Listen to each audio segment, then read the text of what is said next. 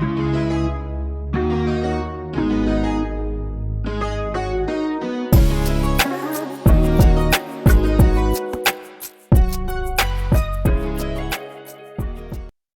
утро, а, вернее уже добрый день. Вы на канале Дубль 2. Меня зовут Галина. Покинуло нас жаркое лето, наконец-то. У нас очень комфортная температура. Сейчас я посмотрю, сколько сегодня. 24 градуса. Вообще прекрасно. Шли дождики несколько дней подряд. В общем, нет такой жары испепеляющей, как была. И самое удивительное, что, может быть, это какое-то временное явление, я не знаю. Но я стала замечать, что дожди идут в основном ночью или поздно вечером, когда не нужно людям находиться на улице, и это радует. То есть мы не попадаем прям вот в сильные дожди на улице. Ночью дождик там стучит, и прекрасно под него спится, то есть он не мешает. Вот. При этом, конечно же, радует, потому что все растения чувствуют себя прекрасно, им не слишком жарко. И те растения, естественно, которые растут на улице, им тоже комфортно, потому что они еще и поливаются. То есть нет такого испепеления вообще, чего я, в принципе, боялась от жаркого лета. Я бегу сейчас в магазин, мне там кое-что нужно по мелочи прикупить, хлеб, все такое. Вот, а у сына сейчас, как это, репетиторство, он будет заниматься. Вот, а потом мы, наверное, пойдем еще в город по делам. В общем, сниму, покажу, как мы проводим наше время, обычную нашу жизнь, обычный наш день в Сербии. Вот, а сейчас хочу записать еще ответ на один вопрос, потому что вопрос мне написали достаточно важный, как я считаю, и вполне возможно, что я на него даже никогда не отвечала. То есть это на самом деле очень важный вопрос. Это касается получения ВНЖ при покупке.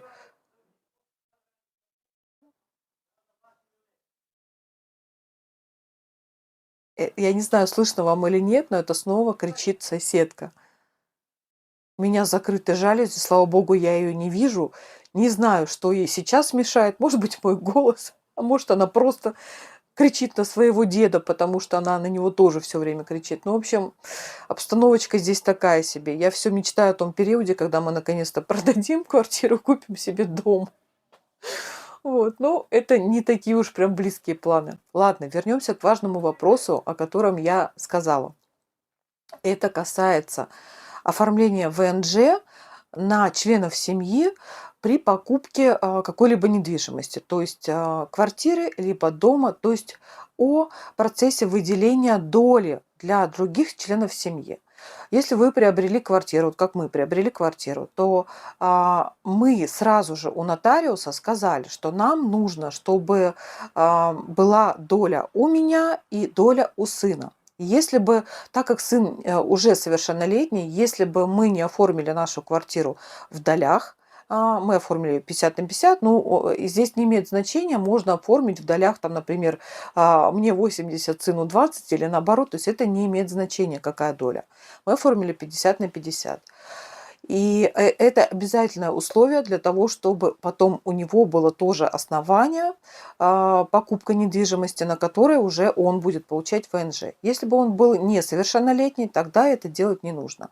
То есть до 18 лет дети получают ВНЖ на основании вместе с родителями, скажем так. То есть им долю можно не выделять.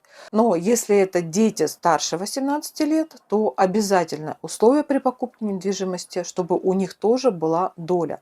И делается это сразу при оформлении у нотариуса. То есть в договоре все это прописывается, что приобретается в долях. Указываете, какая доля.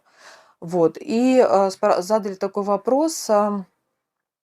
Счет должна ли быть оплата с одного счета или с двух счетов, так как у нас доли есть в квартирах.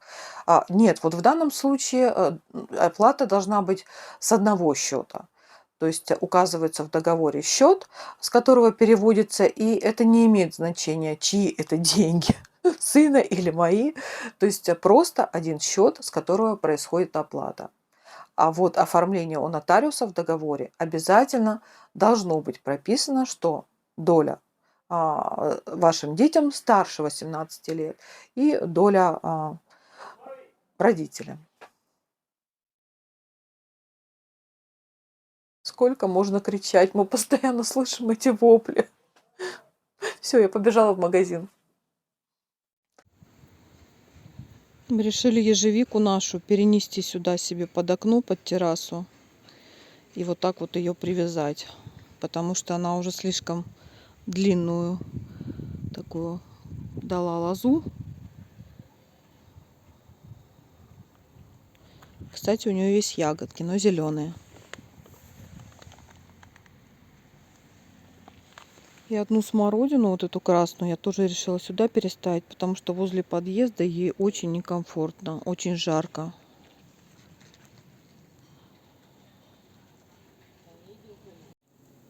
Ну, что я купила в магазине? Лук 45 динар килограмм. Баклажаны. В последнее время мне очень нравится их брать. Я их запекаю в духовке, в фольге целиком. Просто мою, оборачиваю фольгой и кладу в духовку. Вот. Так как я готовлю вечером, то на утро они уже холодные.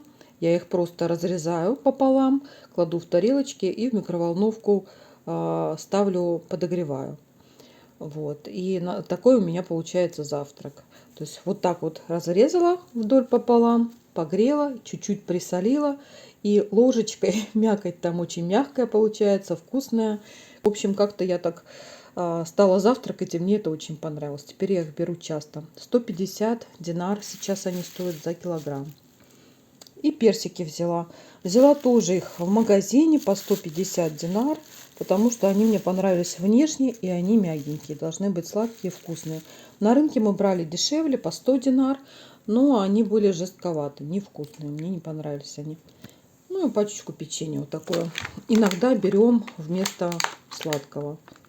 250 грамм здесь. Да, 250. Стоит 150 динар. Еще хочу показать варенье, которое я варила из мелких яблочек. Купила их по 80 динар. И оно получилось просто обалденное. Его невозможно сравнить по вкусу с вареньем из обычных яблок. То есть оно вот такими дольками цельными получается. Оно не разваривается. Получаются вот такие цельные дольки. И оно обалденно вкусное. То есть я даже не ожидала. Я думала, я их пущу на компот. Но из них получилось шикарное варенье. В общем, я даже боюсь варить еще из таких яблок, потому что оно уходит очень быстро. И ну, не хочется просто столько сахара потреблять. В общем, из маленьких яблочек получается варенье просто шикарное, неожиданно.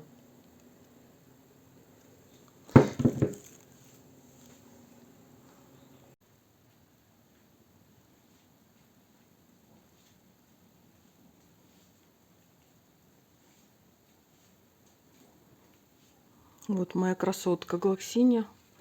Прекрасно здесь она себя чувствует. И, кстати, абсолютно случайно, когда я покупала, там было очень много цветов, в смысле цвета разного, цветения. Вот, всякого разного. Больше, наверное, около 20 видов, не меньше. И я абсолютно случайно, интуитивно выбрала вот такой цвет. И здесь у меня стоит орхидея. Ну, это орхидея, конечно же, искусственная. Вот. Я просто даже не помнила, честно говоря, что она у меня здесь стоит. Но так получилось, что она просто идеально сочетается теперь с галаксинией. А это у меня клубника. То есть сейчас клубника дает много деток. Я их срезаю и потом отсаживаю отдельно. В общем, я не знаю, для чего я это делаю. Здесь выращивать негде абсолютно. Наверное, 100% мы будем покупать дом, где все это я буду выращивать. Потому что, ну не знаю почему. Потому что по-другому никак. Здесь возможности нет совсем. Я все-таки надеялась на этот кусок земли, который под окнами, но точно возможности там что-то сажать не будет. Мы решили сделать небольшую перестановочку. Вот этот шкаф. Теперь он выглядит вот так вот. Он у нас как только не стоял. И буквой Г, и в другой комнате у сына. Теперь он стоит вот таким образом. То есть спиной к друг дружке. И вот так вот выглядит. Конечно, это не очень, скажем так, правильно, потому что здесь мой диван стоит, и как бы мне тут посуда вообще не нужна, но ну, по-другому никак, просто без вариантов. Это вообще не посуда, это витрина, скажем так. Такая, не то чтобы витрина, а коллекция, просто коллекция. У меня в России, когда я жила, никогда гжели и хохломы не было. Я ее купила специально, когда мы решили переезжать, то есть уже перед отъездом. Я выбирала специально интересные экземпляры, которые мне нравились, которые я считаю такими нестандартными, интересными. Вот, например, как вот этот кувшин. Вот. Или вот эта вот большая чайница со слонами. Вот эта чашка мне очень нравится с крышечкой. То есть я выбирала те экземпляры, которые мне нравятся.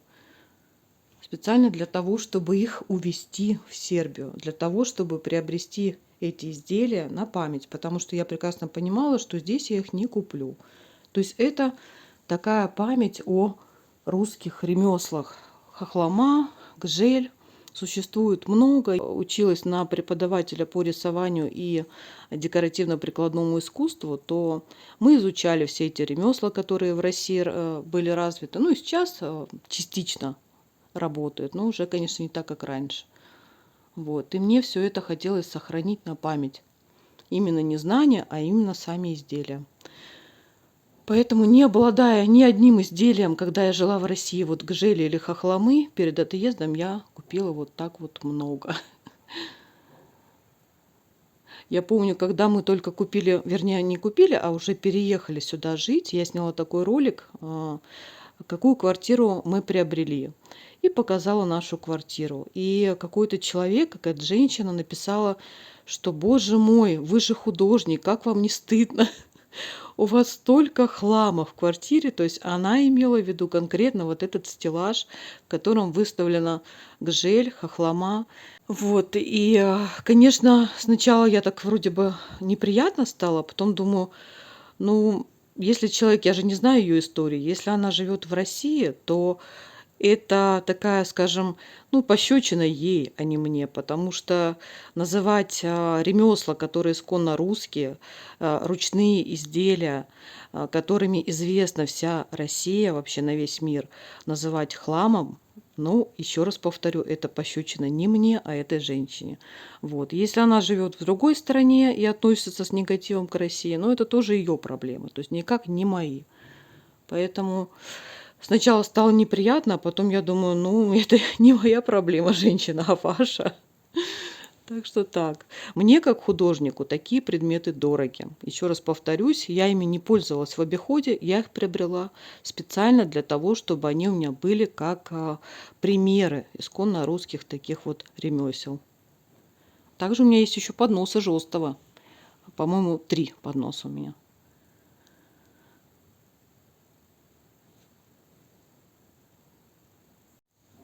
Еще у меня есть вот такие прекрасные тарелочки. Я не знаю, сейчас, наверное, отсвечивает. Не очень хорошо видно. Я сейчас попытаюсь показать их получше.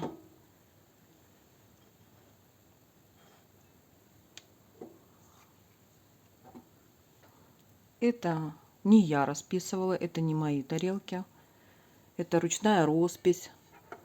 Специальная такая техника. Покупаются прозрачные тарелки, простые. Наносится рисунок с обратной стороны и потом покрывается вот таким золотином.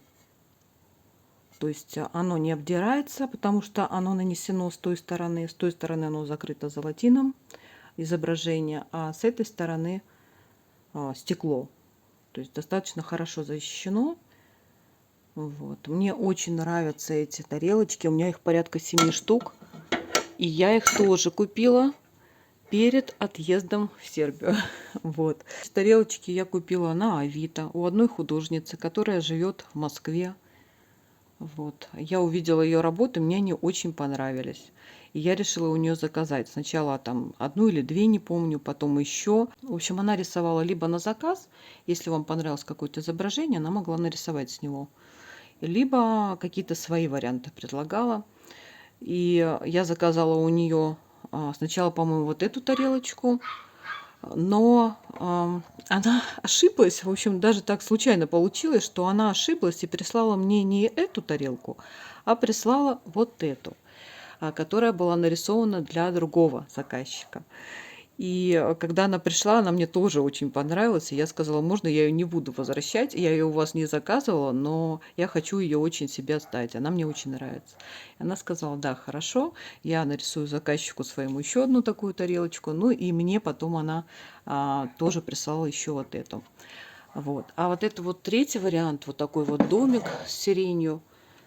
Эту картинку отправляла я ей сама, потому что эта картинка, это очень сильно похоже на Рязанскую область, где жили мои дедушка с бабушкой. Тоже достаточно приятные воспоминания у меня о этом месте. Это такая деревня. И даже, мне кажется, этот дом похож на тот дом, который у нас был, вернее, у моих дедушки и бабушки. Вот. И там тоже было много сирени, было озеро недалеко. И, в общем, я когда увидела эту картинку, я поняла, что это очень сильно похоже на те места, и попросила ее нарисовать. Вот, и вот получила вот такую прекрасную тарелочку. У меня есть еще и другие. Там, в общем, я тоже что-то просила ее, что-то мне нравилось у нее из готовых изделий. В общем, вот такой вот есть хороший, талантливый художник в Москве. И эти работы я тоже купила на память, чтобы их увезти.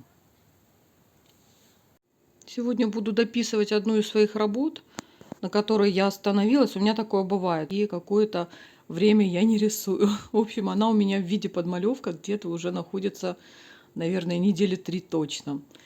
Вот. Так бывает. А вот мой помощник. Сладко спит.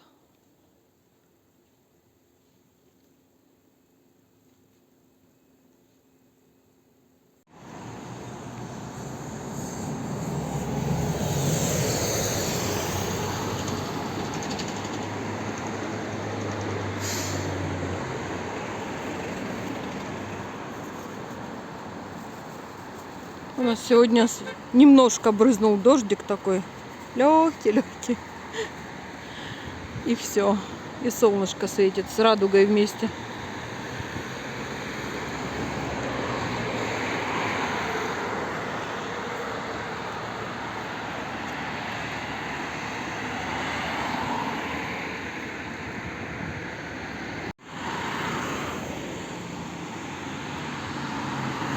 А вот это какая-то косарна князь Михайло. Это казарма, да, Никит, военная? В общем, мы точно не знаем, что это. Косарна князь Михайло. И когда-то мы там рядышком проходили, и было видно, что там проходят какие-то занятия в военной форме. Наверное, казарма. Точно не знаю. А мы идем в магазин Мире за землей. Мне нужно немножко земли. Соток так 10. В идеале. Шучу, конечно. В общем, мне нужно один пакет земли, чтобы пересадить еще одно растение свое. Казарма, да, говоришь? Да, все-таки это казарма.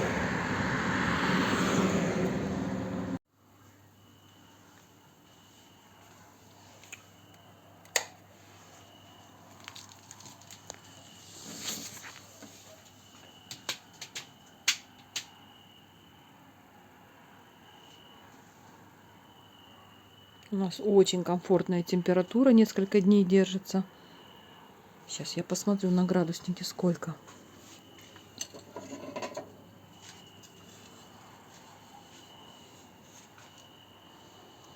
Сейчас уже почти 11, 22 градуса. По-моему, лучше не придумаешь. Днем было что-то около 28, сейчас вечером 22. Шикарно. А вот у соседей, прямо напротив нас, такая груша, вся усыпанная. А рядом вот это дерево, это орех, лесной орех, фундук. Вот. Так что здесь все растет. Только у меня нет 10 соток. Снова я о больном. Ну, зато у меня есть ежевичка и не только. Рядом там виноградик. И даже на террасе смородина. Кстати, я ее забрала с улицы, и ей стало здесь на террасе намного лучше. Она прям выглядит бодрячком.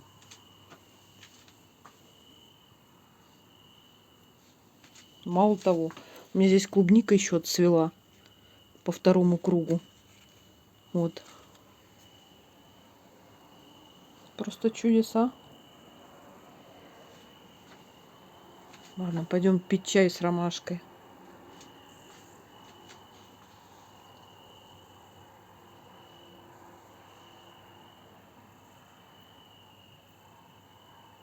Не знаю, слышно вам или нет. Так громко поют сверчки. Я это обожаю просто. Это мой звук детства. Потому что в Крыму тоже всегда были сверчки. Очень классно.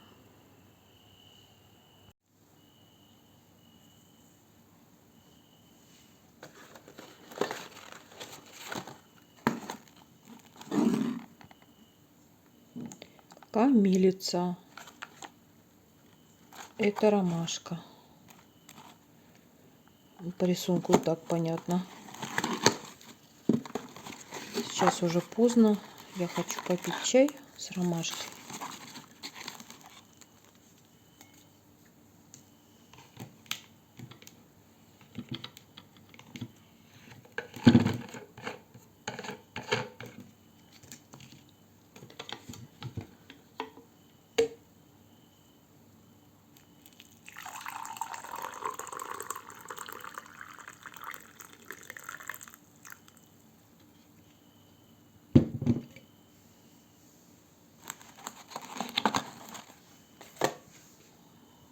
Кстати говоря, вот эта коробочка, это чайная шкатулка, которую тоже расписывала я сама. Там есть внутри вот такие разделения. Она деревянная. И для пакетиков с чаем.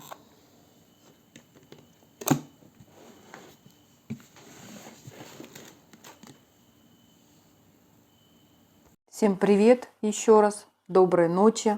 У нас уже ночь, 11 часов. Я, как всегда, поставила готовить, варить перцы. Вот. Но еще, наверное, часик я точно спать не буду. И минут 5 хочу с вами еще пообщаться перед сном.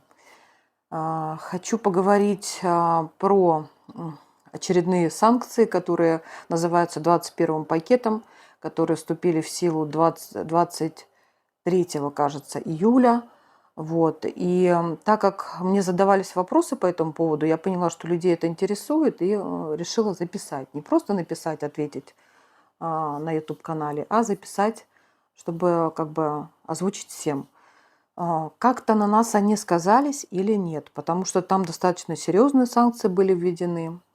Лично на нас они, к счастью, не сказались никак, но лишь по той причине, что там очень много касается перевода денег из России за рубеж, то есть в том числе и в Сербию.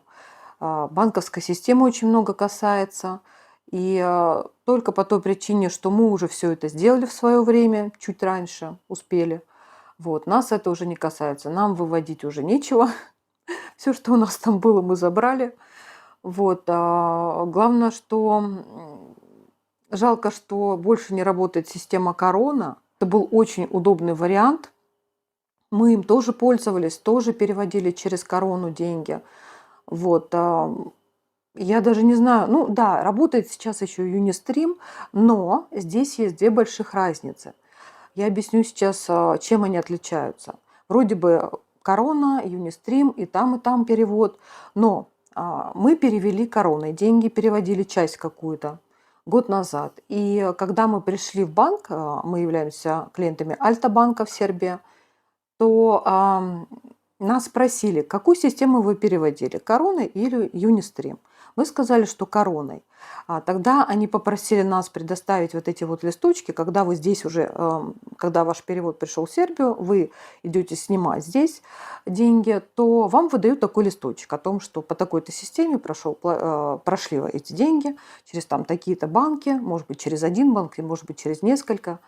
Вот. И, в общем, такую-то сумму вы получили. И именно систему Корона Альта-банк принимал как вот эту распечатку, как доказательство того, что деньги пришли официально, без всяких нарушений, по безналу, по безналичному, то есть со счета на счет. Я говорю сейчас про свой опыт, то есть Альта-банк систему Юнистрим не воспринимает как за официальный перевод по безналу. Почему, я не знаю, это только им ведомо, но вот сам факт, что это так.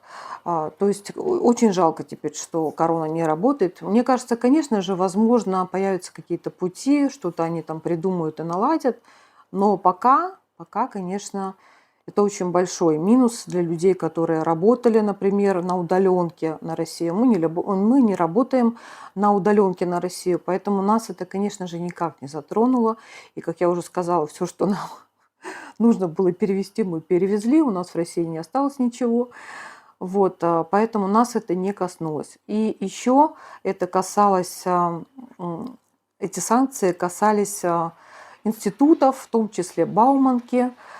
Но, насколько я знаю, Бауманка уже не с этого года находится под санкциями, а с какого-то еще ранее года. И санкции эти не говорят о том, что этот теперь диплом не будет котироваться. Нет, это вовсе не так. Санкции говорят о том, что никаких вливаний финансовых, то есть никакой финансовой помощи от каких-либо европейских стран зарубежных не может быть осуществлено этим вузом. То есть никак они не могут финансироваться извне, из-за границы. Вот, то есть санкции касаются этого. О том, что дипломы нельзя, не принимаются где-то за границей, такого нет вообще. Дипломы продолжают приниматься, если официально все сделать, как я уже рассказывала в предыдущем ролике, если получить, правильно говорить не апостиль, мне все время хочется сказать апостиль, а вообще-то правильно апостиль. Вот, ну ладно, все и так все понимают.